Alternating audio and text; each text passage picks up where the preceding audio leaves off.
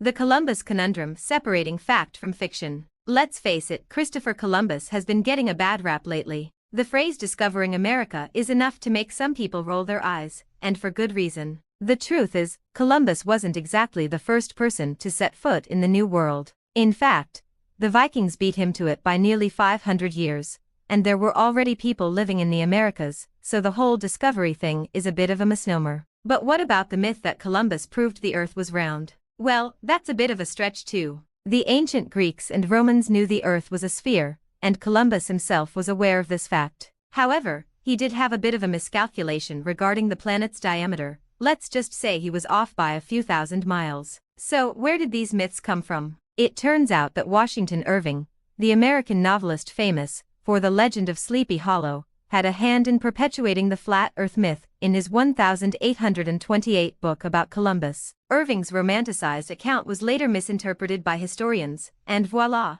the myth was born. As for Columbus's famous voyage, it's likely that he knew more about the New World than he let on. Maps from the Vikings were floating around Europe, and some scholars believe that Columbus might have used the whole finding a quicker passage to India story as a clever ruse to get funding from the King and Queen of Spain. Let's be real, Columbus was a merchant, an opportunist, and an explorer, in other words, a Renaissance man with a keen eye for profit. In the end, the story of Columbus is a bit more complicated than the myths we've been told. By shedding some light on the facts, we can appreciate the complexity of history and the people who shaped it, warts and all.